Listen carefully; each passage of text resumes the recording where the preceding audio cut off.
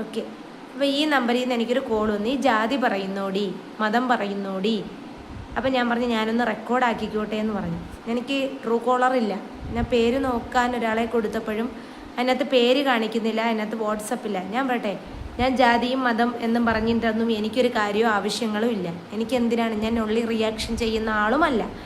പിന്നെ എൻ്റെ പേഴ്സണലി കാര്യങ്ങളും എൻ്റെ കാര്യങ്ങളും ഞാനാണ് യൂട്യൂബിൽ ആദ്യമേ കണ്ടന്റ് അതാണ്.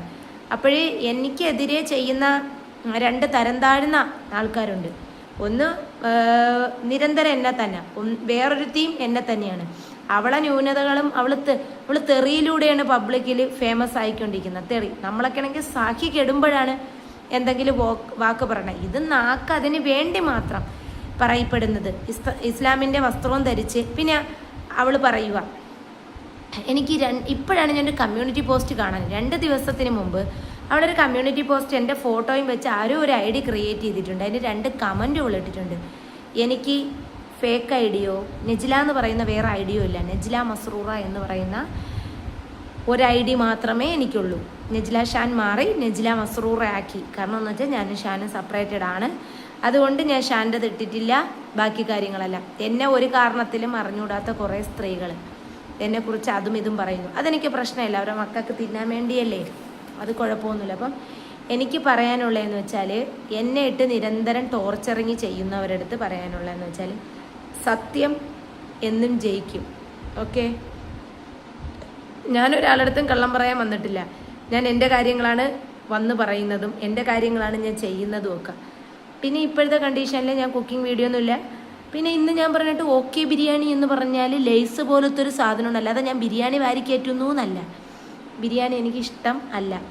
പിന്നെ എല്ലാവരും ചോദിച്ചു ഷാൻ്റെ കൂടെ അത് ഇത്. ആ ഷാൻ്റെ ക്യാരക്ടർ ഉണ്ടെങ്കിൽ എന്തെങ്കിലും പറയാനുണ്ടെന്നെങ്കിൽ ഷാനിനൊരു ചാനലുണ്ട്, ഞാൻ തുടങ്ങിയിട്ടിട്ടുണ്ട്. സ്ട്രൈക്ക് കയറിയപ്പോൾ തുടങ്ങിയ ചാനലാണ്. അതിനകത്ത് എന്തെങ്കിലും ഉണ്ടെങ്കിൽ വിളിച്ച് ചോദിക്കുക. ബോധം ഉണ്ടെങ്കിൽ നിങ്ങളടുത്ത് പറയും. പിന്നെ തെറി കേൾക്കണമെങ്കിൽ അത് നിങ്ങൾക്ക് സ്വന്തം. എൻ്റെ പേഴ്സണലി കാര്യങ്ങളിൽ എന്തെങ്കിലും മാറ്റം ഉണ്ട് എന്നുണ്ടെങ്കിൽ ഞാൻ നിങ്ങളെ അറിയിക്കുക. അപ്പോൾ എനിക്ക് വേണ്ടി തുടങ്ങിയൊരു ഫേക്ക് ഞാൻ ഫ്രണ്ടിൽ ഡിസ്പ്ലേയിൽ വെക്കാം. അത് ഫേക്ക് ID ആണ്. അത് എനിക്ക് വേണ്ടി വൈരാഗ്യത്തിന് തുടങ്ങിയതാണ്. ആരെങ്കിലും അങ്ങനെ ആ കമൻറ്റ് കണ്ടിട്ട് എൻ്റെ അടുത്ത് സംസാരിക്കാനുണ്ട് എന്നുണ്ടെങ്കിൽ എൻ്റെ നമ്പർ ഞാൻ പറഞ്ഞുതരാം. 89 213 95 498. ഇതാണ് എൻ്റെ നമ്പർ. എനിക്ക് ജാതിയെ പറ്റിയോ മതത്തെ പറ്റിയോ അല്ലെങ്കിൽ അങ്ങനത്തെ ഒരു എക്സ്പ്ലനേഷൻ ചെയ്യേണ്ടയോ കാര്യമില്ല. അവരവർക്ക് അവരവരെ മതം, അവരവരെ ഇഷ്ടം. പിന്നെ എൻ്റെ ID വെച്ചിട്ട് അത്രയ്ക്ക് തരം താഴ്ന്ന പ്രവൃത്തിയൊന്നും ഞാൻ ഒരാൾ ID ചെന്ന് കമൻ്റ് ഇടില്ല. ഞാൻ ഇടും ആർക്ക്, എനിക്ക് എന്ന് വെച്ചാൽ എൻ്റെ കൂടെ ഫ്രണ്ട്ഷിപ്പ് ഉള്ള ആൾക്കാരെ ചാനലും കാണും, ഇടും. പിന്നെ ഷാജിക്ക് ഇടയ്ക്ക് എന്തെങ്കിലും ഒരു സ്റ്റിക്കറോ കാര്യങ്ങളോ ഇടും. അല്ലാതെ ഒരാൾക്ക് പോയി ബാഡ് കമൻറ്റ് എഴുതി പിടിപ്പിക്കുക, വ്യഗ്രതയിൽ ഇങ്ങനെ മുട്ടി നിൽക്കണമെന്നില്ല. ആരെങ്കിലും ഒരു പാവപ്പെട്ട ഒരു ചാനൽ കണ്ട് നമ്മുടെ അടുത്ത് പറഞ്ഞ് സപ്പോർട്ട് ചെയ്യുമെന്ന് വെച്ചാൽ അവർക്ക് കൊണ്ടുവന്ന് സപ്പോർട്ട് ചെയ്തൊരു കമൻറ്റ് കൊടുക്കും. അല്ലാതെ നിങ്ങളുടെ വീഡിയോ മെനക്കെട്ടിരുന്ന് കുത്തിയിരുന്ന് കണ്ട് അതിന് കമൻറ്റ് രേഖപ്പെടുത്തി മറ്റുള്ളവരെ എങ്ങനെ പിഴിഞ്ഞു ദ്രോഹിക്കാം എന്ന് വിചാരിക്കുന്ന ടൈപ്പിലെ ഒരു ഉപ്പാൻ്റെ മോളല്ല ഞാൻ, കേട്ടാ. പിന്നെ എനിക്ക് ഷെരീഫ് മണ്ണാർക്കാടിനോടൊരു കാര്യം പറഞ്ഞു. നിനക്ക് പടച്ചവൻ 2 പെൺകുഞ്ഞുങ്ങളെ തന്നു, എനിക്ക് അൽഹംദുലില്ലാ 5 മക്കളെ തന്നു. ഒരാളെ എടുത്തു, ഒരാളിതാ ഇവിടെയുണ്ട് വയറ്റിൽ.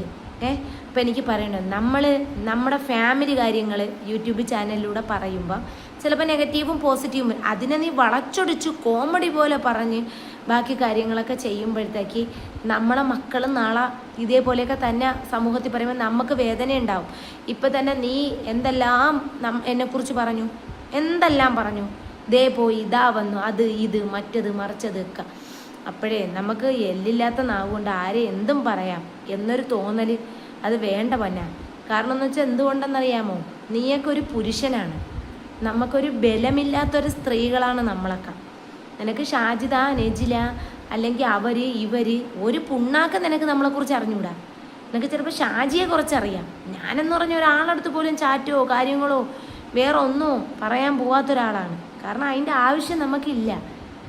ഞാൻ സ്നേഹിക്കുന്ന പുരുഷനിൽ സ്നേഹിച്ച് നിൽക്കണം എന്നാഗ്രഹിക്കുന്ന വ്യക്തിയാണ്.